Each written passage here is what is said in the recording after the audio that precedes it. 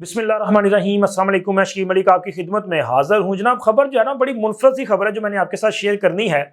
अमूमी तौर पे होता यह है कि अगर किसी बंदे के खिलाफ की मुकदमा दर्ज हो या गिरफ्तार हो जाए या कोई भी उससे जुर्म या कोई भी ऐसी चीज़ हो जाए जो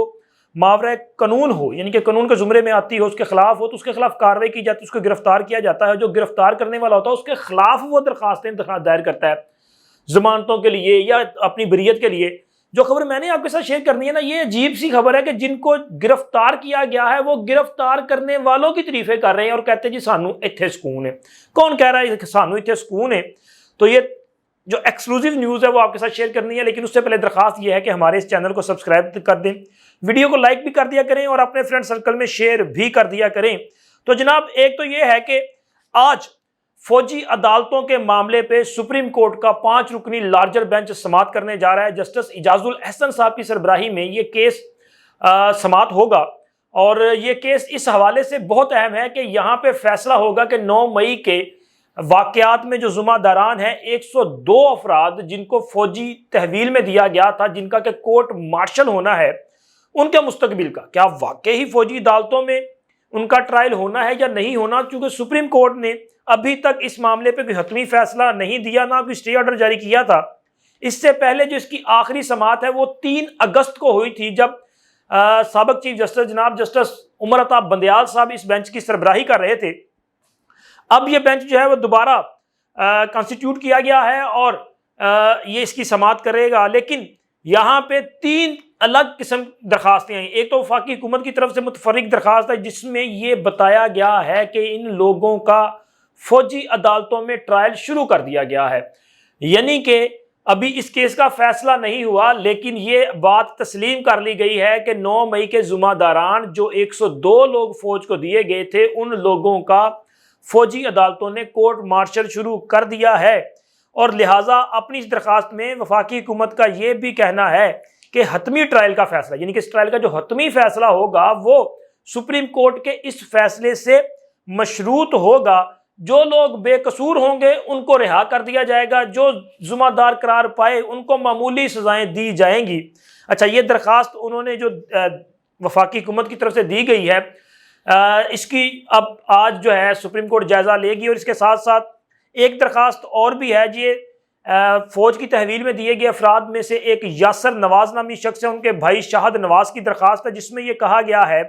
कि उनके भाई को गिरफ्तार किया गया है और उनका ट्रायल जो है वो मुतालबा कर रहे हैं कि फौजी अदालत की बजाय आम अदालत जैसे एटीसी कोर्ट है उसमें आप करें या किसी और में करें, और परमन एहतजाज करना वो कहते हैं जी हमारा हक है। यानी कि वो 9 मई के हवाले से किसी नदामत का इजहार नहीं कर रहे। हाँ, ये कह रहे हैं कि हमारा ट्रायल जो है आप एटीसी में कर लें लेकिन फौजी अदालतों में ना करें। लेकिन एक दरखास्त जो है वो बड़ी मुनफरद किस्म की है। वो दरखास्त मैंने शायद इससे पहले इस तरह की दरखास्त नहीं देखी। वो दरखास्त ये है कि जी ये जिन लोगों को फौज की तहवील में दिया गया है ना, उन लोगों में से 9 अफराद हैं जिन्होंने ये दरखास्त सुप्रीम कोर्ट में दायर की है। अच्छा, इन लोगों के नाम जो है वो मैं आपके साथ शेयर कर दूं। इनमें से जनाब नाम है, एक है जी उमर मोहम्मद, एक इजाजुल हक है, एक राशिद अली है, इसी तरह अब्दुस्तार है, मोहम्मद राशिद है, फैसल अरशाद, हसन शाकिर और अब्दुल्ला नाम के ये 9 अफराद हैं जिनकी तरफ से एक दरखास्त सुप्रीम कोर्ट में गई है। और इस दरखास्त में हैरत अंगेज तौर पे ये कहा गया है कि जी 80 फौज को बड़े खुश हैं। वो कह रहे हैं कि हमारा ट्रायल फौजी अदालत को ही करना चाहिए। वो सुप्रीम कोर्ट को ये वहाँ पे उनके सामने ये मौकफ रख रहे हैं कि हम बराह रास्त फरीक हैं, लेकिन आपके सामने जो दीगर दरखास्तें आई हैं वो तो कोई सोशल एक्टिविस्ट है या कोई और बंदा है, उनकी दरखास्तें, लेकिन हम मुतासरा फरीक हैं। तो लिहाजा जब से हमें फौज की कस्टडी में दिया गया है, फौज ने हम पर किसी किस्म का कोई तशद्दुद नहीं किया, हमें कोई किसी किस्म की मैन हैंडलिंग का सामना नहीं करना पड़ा, हमें किसी किस्म का जो है वो मतलब कोई ऐसा गैर इंसानी सलूक जो है हमारे साथ नहीं रखा गया, हमें वो कानून और ज़ाब्ते के मुताबिक डील किया जा रहा है और हम समझते हैं कि फौजी अदालत हमें इंसाफ फराहम करेगी। और वो कहते हैं जी हमारा ट्रायल फौजी अदालत में होना चाहिए और जो आपके पास दरखास्त पेंडिंग है उसमें हमारा मौकफ भी सुना जाए, हमें फरीक बनने की इजाज़त भी दी जाए और इस मामले को जल्दी से आप जो है वो निपटाएं ताकि फौजी अदालतें अपना फैसला कर सके और हमें उन पर इतमाद है। اچھا یہ بڑی منفرد درخواست ہے کہ یار جڑے بندے فوج کو نے، ہمیں تو یہ لگ رہا تھا کہ ان لوگوں کو شاید بڑی اذیت پہنچائی جا رہی ہے. اب دیکھیں نا کہ کچھ لوگ غائب جو ہوئے ان کے بارے میں تاثر دیا گیا، جیسے عمران ریاض صاحب تھے کہ جی یہ ان کی تحویل میں تھے، پھر وہ بڑے کمزور سے جب بازیاب ہوئے تو بڑی کمزور بھی تھے، تو یہ تاثر دیا گیا کہ انہوں نے شاید ان پہ تشدد کیا گیا، لیکن جو پکڑے گئے ہیں وہ کہہ رہے ہیں جیسے بڑے خوش ہیں، چنگی روٹی ملن رہی ہے. اب دیکھیں اب کیا صورتحال. اب سپریم کورٹ آج اس پر جائزہ لے گی، لیکن آج اس کے ساتھ ساتھ عدالتوں میں ایک اور معاملہ بھی ہے کہ یعنی کہ جناب جو عمران خان صاحب ہیں، عمران خان صاحب پر فرد جرم عائد ہونے جا رہی ہے. سائفر کا یہ جو سازش کا کیس ہے، ویسے 9 میں بھی عمران خان کا نام موجود ہے. اب دیکھیں عمران خان کو کب فوج کی تحویل میں دیا جاتا ہے، نہیں دیا جاتا. ہاں عمران خان اور ان کے وکلا اس خدشے کا اظہار تو کر چکے ہیں کہ جناب ہمیں مطلب عمران خان کو یہ فوج کی تحویل میں دے دیں گی اور ان کا بھی کورٹ مارشل کیا جائے گا. اب آنے والا وقت بتاتا ہے کہ ان کا کورٹ مارشل ہوتا ہے یا نہیں ہوتا، لیکن عمران خان سائفر کیس میں بھی ذمہ دار ہیں. ان کے خلاف جو اہم گواہان ہیں انہوں نے اپنے بیانات ریکارڈ کروانا شروع کر دیے ہیں، اہم گواہیاں آ چکی ہیں، سلطانی گواہ موجود ہیں. تو عمران خان صاحب کے خلاف ان گواہان کی وہ گواہیوں کی روشنی میں اور جو چلان پیش کیا گیا ہے اس کی روشنی میں فرد جرم عائد کر دی جائے گی. اس حوالے سے خصوصی عدالت آج ایک بار پھر اڈیالہ جیل میں سماعت کرے گی. اب دیکھیں عمران خان کو ایک بار پھر پنجرے میں پیش کیا جاتا ہے یا کہ عدالت کے سامنے کسی اور طریقے کے ساتھ انسانوں کی طرح پیش کر دیا جاتا ہے، یہ تو اب سے کچھ دیر کے بعد جو ہے وہ صورتحال سامنے آ جائے گی. لیکن فرد جرم عائد کرنے کے حوالے سے گزشتہ سماعت پر عدالت نے واضح کر دیا تھا اور عمران خان کے وکلا نے بھی یہ یقین دہانی کروا دی تھی کہ اس سے پریویس جو سماعت تھی اس میں انہوں نے قانونی تقاضا پورا نہیں کیا تھا، انہوں نے نقول جو ہے وصول نہیں کی تھی، اس پہ دستخط نہیں کیے تھے، تو لہٰذا باضابطہ طور پہ وہ نقول جو ہے وصول کرنے کو تیار تھے، انہوں نے دستخط بھی کیے تھے. اور اس کے بعد آج 23 اکتوبر تک کے لیے سماعت ملتوی ہوئی تھی. آج عمران خان پر فرد جرم عائد ہو جائے گی اور جیسے ہی فرد جرم عائد ہوتی ہے پھر اس کے بعد اس پر باضابطہ طور پہ